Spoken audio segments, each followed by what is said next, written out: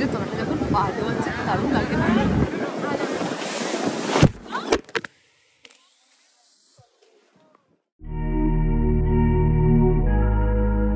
Hey guys, welcome back to my channel. আজকে আমাদের থাইল্যান্ডের ডে 4 আর পাটায়াতে ডে 2। আমরা সকাল সকাল উঠে রেডি হচ্ছি কারণ আজকে আমরা যাচ্ছি কোরাল আইল্যান্ড। আর তার আগে আমাদের সারতে হবে ব্রেকফাস্ট। আমরা ব্যাংককে এভরিডে এত লেট হয়ে যাচ্ছিলাম যে প্রপারলি ব্রেকফাস্ট করতে পারছিলাম না, তাই আমরা আজকে একটু তাড়াতাড়ি রেডি হয়ে নিচে এসে ব্রেকফাস্ট করছিলাম। আর আজকে প্রচুর ভ্যারাইটি ছিল এখানে।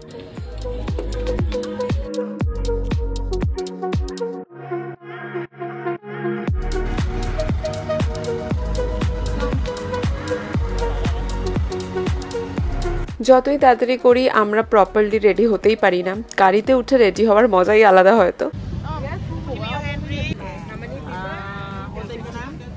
সানবিম ফাইনালি আমরা পৌঁছালাম সেই স্পটে যেখান থেকে স্পিড বোট করে আমাদের নিয়ে যাওয়া হবে কোরাল আইল্যান্ড। আর এখানে আমাদের হাতে সবাইকে হোটেল আর স্পিড বোটের নাম্বার লিখে দিচ্ছিল সো দ্যাট আমরা হারিয়ে না যাই।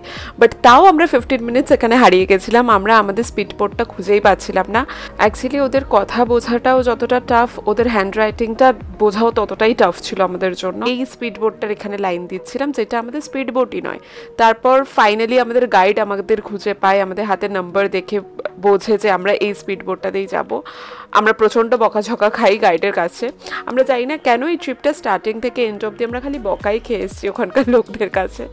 তো আর স্পিড বোটটা প্রায় 15 মিনিটস ওয়েট করছিল আমাদের জন্য, সবাই চলে এসেছিলো স্পিড বোটে।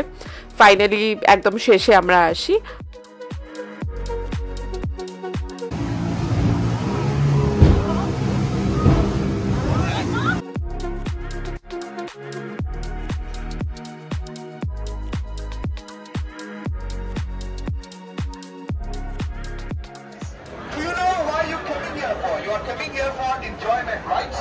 Right.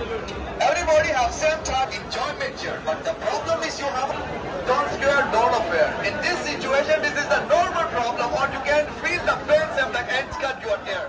তো কোরাল আইল্যান্ড যাওয়ার পথে আমাদের এই স্পটটায় নিয়ে আসা হয়। এইটা সমুদ্রের মাঝে একটা স্পট বলা যেতে পারে। এখানে সমস্ত ওয়াটার অ্যাক্টিভিটিগুলো হবে। তো এখানে যেই লোকটা কথা বলছিল, বেসিক্যালি গাইড ছিল, যে আমাদের বোঝাচ্ছিল কটা কি স্পোর্টস আছে, তার জন্য কত কি ভাট লাগবে, কোনটা কি প্রাইস। তো এগুলো জানার পর আমরা ডিসাইড করি যে আমি, ভেন্দ্রিলা, শ্রেয়া আমরা তিনজনই প্যারাসেলিং করব, ওরা দুজন আন্ডার ওয়াটার করবে, আর আমি হয়তো বানানা বোট বা স্পিড বোট কিছু একটা করবো অ্যাক্টিভিটি যেগুলো দীঘাতেও হয়। সো এনিওয়ে আমাদের প্যারাসেলিংয়ের লাইন চলে এসেছিলো। আর আমাদের মধ্যে সবচেয়ে সাহসী হচ্ছে সব ক্ষেত্রে শ্রেয়া। তো শ্রেয়া সবার আগে যাচ্ছিল। আমার তো লিটারেলি ফেটে খুবই বাজে অবস্থা ছিল, কারণ আমি প্রচণ্ডভাবে জলকে ভয় পাই। আর ওই ওপর থেকে নিচে সমুদ্র দেখতে কীরকম লাগবে আমি জাস্ট ওটা ইম্যাজিন করেই আমি ভয় পাচ্ছিলাম। বাট থ্যাঙ্কস টু শ্রেয়া আর ভেন্দ্রিলা, ওরা এত মোটিভেট করছিল আমাকে যে না, ইউ ক্যান ডু ইট। ওরা দুজনেই প্রচণ্ড হ্যাপি ভেতর থেকে বাইরে থেকেও। আমার খালি ফেসেই হ্যাপিনেসটা ছিল, ভেতর থেকে তো আমার অবস্থা খুবই খারাপ ছিল। যাই হোক, ভেন্দ্রিলার লাইন আগে আসে আর তারপরে এই যে যাচ্ছে শ্রেয়া। আমি সবার লাস্টে গেছিলাম। আমি সবাই প্রপারলি ফিরে আসার পর নিজের মনকে বুঝিয়ে তারপর গেছিলাম। শ্রেয়ার সাথে একটা লোকও গেছিলো। বেসিক্যালি ওরা এটা বলছিল যদি কেউ ভয় পায় তাদের সাথে কেউ একজন যেতে পারে। যেমন আমি সবার আগেই বলেছিলাম আই নিড সামওয়ান, আমি একা তো উঠবো না। Let's go when. তো আমার সাথে যেমন বাই ডিফল্ট একজন যাবেই, বিকজ আমি আগে থেকে ওটা বলেছিলাম। কিন্তু শ্রেয়া বলেনি, বাট স্টিল আমি জানি না ওদের কী মনে হয়েছিল, শ্রেয়ার সাথেও আরেকজনকে পাঠিয়েছিল। আর ওখানে ডিপ আর নো ডিপ বলে একটা কনসেপ্ট আছে, মানে ওদের সমুদ্রের নিচে একবার শরীরটাকে ছুঁয়ে তারপর আবার আকাশে উড়বে, ওই ব্যাপারটা হবে। তো ওরা দুজনেই এটা করেছে। আমার তো একদমই মানে ওড়াটাই আমার জন্য বিশাল ব্যাপার, তো সমুদ্রে আবার টাচ করা তো আমি না করেছিলাম। তো ওরা বেশ এনজয় করেছে। আমি যখন উঠছিলাম আমি প্রচণ্ড ভয় তো পাচ্ছিলাম, বাট এনজয় করেছি। আর এই যে ভেন্দ্রিলা, ওই একা মানে আমাদের তিনজনের মধ্যে প্যারাসেলিং করে নেমেছিল। তো আমিও এনজয় করিনি এটা বললে ভুল হবে, শেষের দিকে আমিও এনজয় করছিলাম, বাট প্রথমে আমার খুব ভয় লাগছিল। আর এই যে এইভাবে আমাকে ধরে বেঁধে লিটারেলি নিয়ে যাওয়া হচ্ছিল। আর এটাও ফ্যাক্ট, যদি ওরা না থাকতো আমি হয়তো করতে পারতাম না। আমার এতটা স্ট্রেংথই তখন ছিল না যে আমি অ্যাকচুয়ালিতে করতে পারবো। আমার ফিল হচ্ছিল টাকা গেছে, যাক আমি করবো না। তো আর এইভাবে আমার ওপরে এই লোকটা চড়েছিল, শ্রেয়ার ওপরেও লোকটা এইভাবেই চড়েছিল। আর আধা সার্কেল হয়ে যাওয়ার পর এই লোকটা আমাকে ভয় দেখাচ্ছিল যে আমাকে একবার জলে টাচ করিয়ে আবার ওড়াবে। তো আমার হাতে ক্রস লেখা ছিল, আমি বারবার ওটা দেখাচ্ছিলাম যে না ক্রস লেখা আছে। মেবি ওরা মজা নিচ্ছিল যে আমি এত ভয় পাচ্ছি বলে। শেষের দিকে ফাইনালি আমার মনের সাহস এসেছিল যে না ঠিক আছে, আই ক্যান ডু ইট, আমি করেছি ফাইনালি। আর তারপরেই আমার ল্যান্ডিং হয়ে যায়। But yeah, thanks to them. ওরা না থাকলে হয়তো আমি এতটা মেন্টাল স্ট্রেংথ পেতামই না, আমি হয়তো করতামই না, আমি স্কিপ করে যেতাম।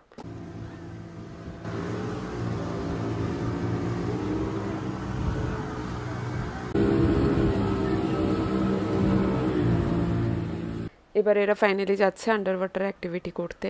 আমি এটা করতে পারিনি, মানে আমি অলরেডি টাকাই দিইনি এটার জন্য, বিকজ আমি জানতাম আমি পারবো না। প্যারাসেলিং আমি প্রচণ্ড মেন্টাল স্ট্রেংথ এনে আমি করেছিলাম। আমি জলে ভীষণ ভয় পাই, তো আন্ডার ওয়াটার যাওয়া আমার জন্য বিশাল একটা ব্যাপার। I hope maybe in the next trip আমি হয়তো এটা করব। এই ট্রিপের জন্য parasailing was enough for me.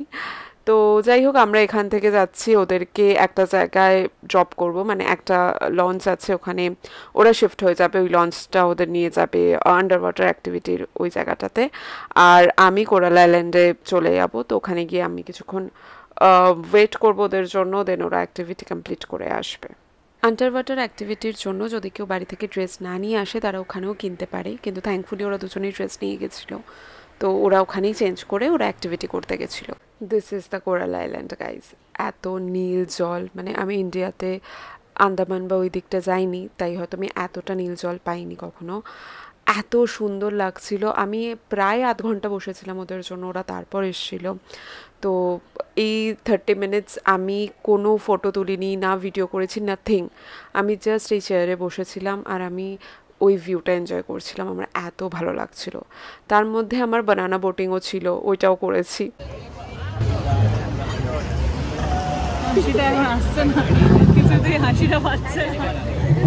তো সব কমপ্লিট করে আমাদের এখন ফেরার সময় চলে আসে।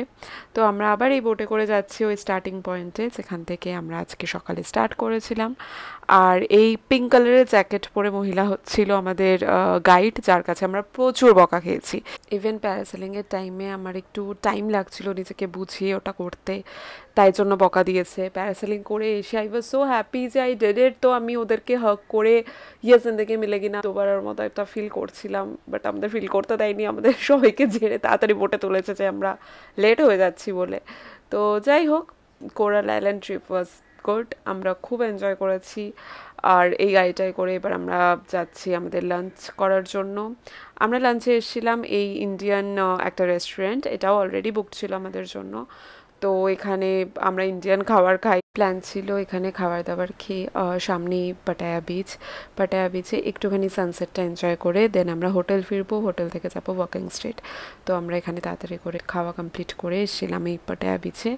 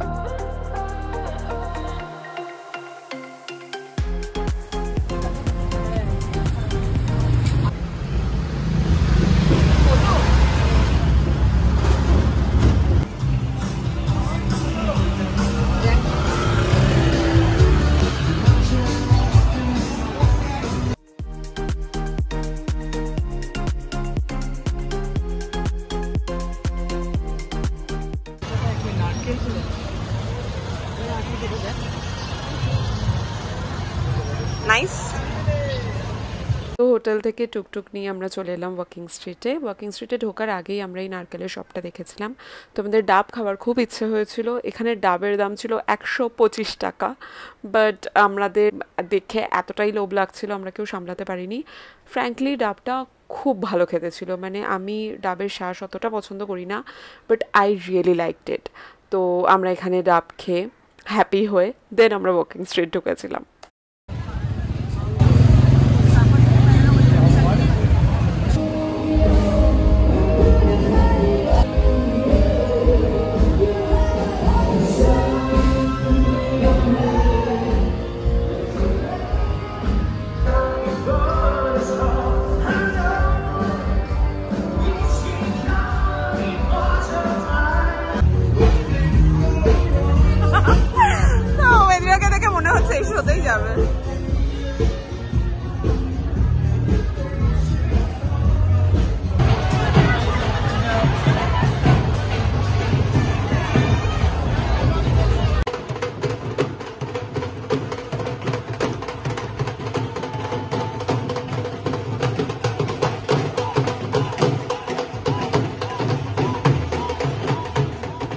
ওয়াকিং স্ট্রিটে অ্যাকচুয়ালি বেশি ভিডিও করাই বারণ, তো আমরা যতটুকু পেরেছি একটু আধটু ভিডিও করেছিলাম।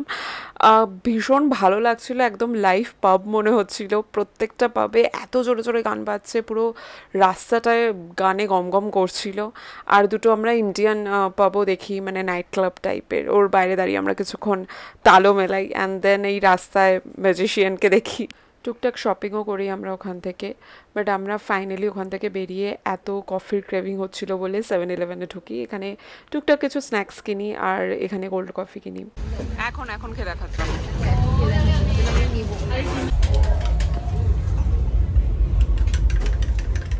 আমি এর আগে কখনো 7-Eleven-এ খাইনি কফি, তো আমার ভীষণ ভালো লেগেছে। আর আমরা এরপর এসেছিলাম এই চাইনিজ রেস্টুরেন্টটায় ডিনার করতে। পরের প্ল্যান ছিল আমাদের মাসাজ করিয়ে হোটেল ফেরা। লাকিলি আমরা রেস্টুরেন্ট থেকে বেরিয়েই অপোজিটে দেখি এই মাসাজ পার্লার।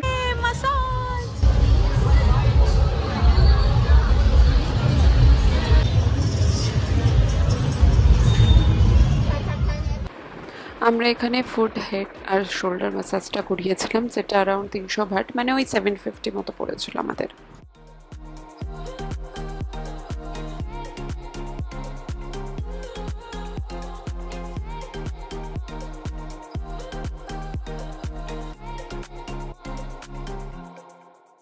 এখানে মাসাজের প্রাইস রিজনেবল, খুব বেশি ওভার প্রাইস নয়, আর ভীষণ ভালো থাই মাসাজগুলো।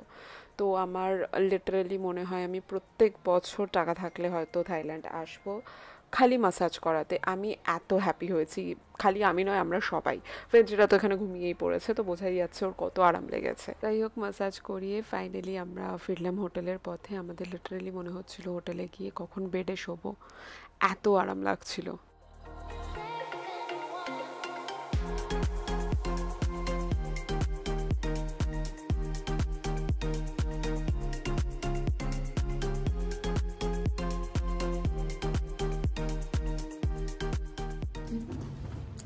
আমরা এখন সবাই মাসাজ করে ফিরছি। আমি আর ভেঞ্জিলা ফুট আর হেড শোল্ডার মাসাজ করিয়েছি, আর শ্রেয়া অনলি ফুট। আমাদের জাস্ট মনে হচ্ছে কোনোভাবে বেডে আমরা গিয়ে শুয়ে পড়বো, এত ভালো মাসাজ, ভীষণ ভালো। সত্যি খুব ভালো, আমরা কালকে আবার করাবো। এভাবেই কাটলো আমাদের পাটায়াতে দ্বিতীয় দিন। দেখা হচ্ছে পরের ভ্লগে। Till then take care and bye by.